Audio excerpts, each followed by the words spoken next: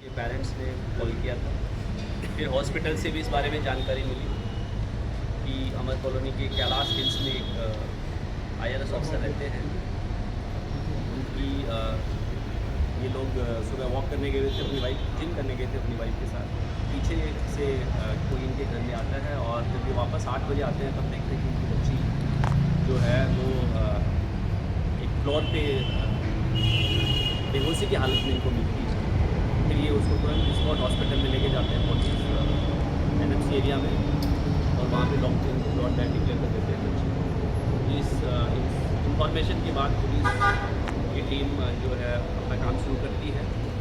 बहुत सारी टीम्स इसमें हमने लगाई थी। प्रारंभिक जानकारी के बाद जो डाउट है वो जो इनका एक नौकर था राहुल मीणा, जिसको करीबन 1.5 महीना पहले इन्होंने किसी वजह से निकाला था, उसके ऊपर जाता है। जिसके बाद में हमें CCTV फुटेजेस भी मिलते हैं और साथ ही बहुत सारे आई विटनेसेस से पता चलता है कि वो सुबह इस घर में आया था। करीबन 6:30 के आसपास वो कॉलोनी में आता है। 6:39 के आसपास वो घर के अंदर प्रवेश करता है और करीबन 7:20 पे वो घर से निकल जाता है। इस दौरान ये घटना उसने की है। उसके बाद बहुत सारी टीम्स आगे की जानकारी के हिसाब से काम करती है और इसमें हमने करीबन 15 से ज़्यादा टीम्स अलग अलग एरियाज में भेजी थी। खास करके राजस्थान में जहाँ का ये रहने वाला था, राजगढ़ तहसील अलवर में, जयपुर, दौसा और इसके अलावा बहुत सारी टीम्स और इलाकों में, खास करके दिल्ली के अलग अलग इलाकों में जहाँ पे इसकी रहने की संभावना थी। करीबन शाम को इसको हमने द्वारका के एक ओयो होटल से इसको हमने अरेस्ट कर लिया है और इससे आगे की पूछताछ अभी की जा रही है। इस घटना में जो हमें बहुत ही अच्छे एविडेंस हमारे पास है, जिसके बेसिस पे हम एक बहुत ही स्ट्रॉन्ग केस जो है कोर्ट में सबमिट करेंगे ताकि इसको कड़ी से कड़ी सजा मिले।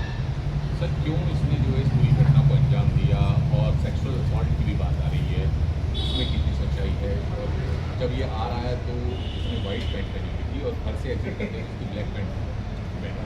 इस सर्वेंट को इन्होंने करीबन 1 साल पहले रखा था अपने ही ऑफिस में। एक जो इनका जूनियर है उसके रेफरेंस से उनको एक नौकर की ज़रूरत थी, सर्वेंट की ज़रूरत थी, तो जैसे एक रेफरेंस से रखा जाता है इस तरीके से उन्होंने रखा था। उसको 1.5 महीने पहले इसलिए उसी रेफरेंस को बोला गया था कि आप इसको हटा दीजिए, क्योंकि इसकी बहुत सारी पैसा उधार मांगने की शिकायतें आई।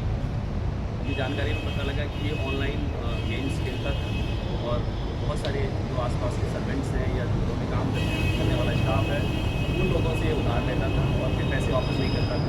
तो इस बात की जब जानकारी हमारे आज के केस में कंप्लेनेंट IRS ऑफिसर उनको पता चली तो उन्होंने अपने स्टाफ को बोला कि यार ये लड़का ठीक नहीं, इसको निकाल देना चाहिए। तो तकरीबन 1.5 महीना पहले निकाल दिया गया था।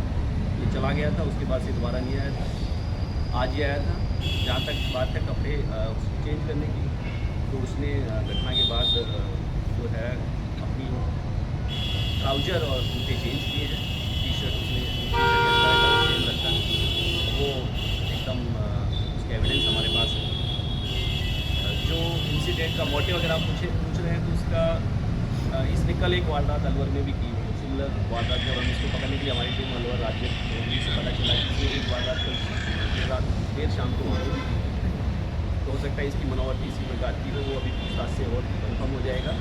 साथ ही चूँकि इसको लग रहा था कि इसको यहाँ से निकाला गया है तो ग्रज हो सकता है, बट वो सब जानकारी कन्फर्म नहीं है। एक बार इसकी जब डिटेल में पूछताछ होगी तो अभी नहीं हो पाएगी। अलवर का क्या इंसिडेंट है सर? जो अभी हमें वहाँ के ऑफिसर्स ने बताया कि इसने वहाँ पर भी एक अटेम्प्ट टू रेप या रेप का केस, वहाँ एक रेप का केस इसमें रजिस्टर हुआ है कल। इस केस में भी क्या सेक्सुअल असॉल्ट हुआ था या कोई रेप का ऐसा? यस, इसमें हमने रेप और मर्डर के धाराओं में साथ ही रोकड़ी के धाराएँ लगाई हैं और केस रजिस्टर किए हैं। सर, क्या नौकर ने अपने बैग में रखे थे और उस बैग को लेकर के जा रहा था घर से, और सीक्वेंस क्या था कि क्योंकि उस वक्त लड़की जो है ऊपर पड़ रही थी? जैसा मैंने बताया कि इसने जो घर में एंट्री है करीबन 6:39 पे की है। जो प्रारंभिक जांच से पता चला है कि इसको इस बात की जानकारी थी कि घर में एंटर करने की जो की है वो कहाँ रखी जाती है, क्योंकि वो एक मेड के लिए एक्स्ट्रा की घर में रखी गई थी। मेड अभी जो है वो कुछ दिन के लिए छुट्टी पे गई थी, बट जो की है वो एक जगह पे घर के बाहर रखी जाती थी, जिसके बारे में इसको जानकारी थी। उसने इस तरीके से एंट्री की है। इधर से स्टेयर्स के ऊपर जाके एक फ्लोर पे है।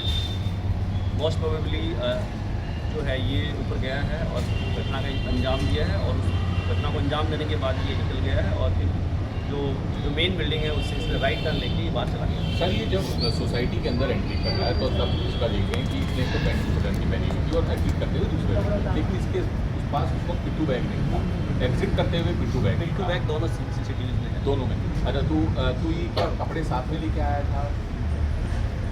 ये अभी ये पूछताछ में। और कुछ लूटपाट भी की है घर में? यस, इसने घर में एक जो उनका कवर्ड है उसमें रैंचेक किया है, और जैसा कि हमें कंप्लेनेंट साइड से पता चला कि उन्होंने करीबन 2 या 2.5 लाख रुपये जो है ये शायद लेके गया था वहाँ से। ठीक है। यस, कुछ रिकवरी हमें हुई है जिसके बारे में हम बाद में आपको डिटेल में जानकारी देंगे। सर आज वापस आने का इसका कोई स्पेशल मोटिव था या आपने कहा हाँ, ये कि अलवर इसकी जांच करा क्राइम को अंजाम देने के लिए आया था।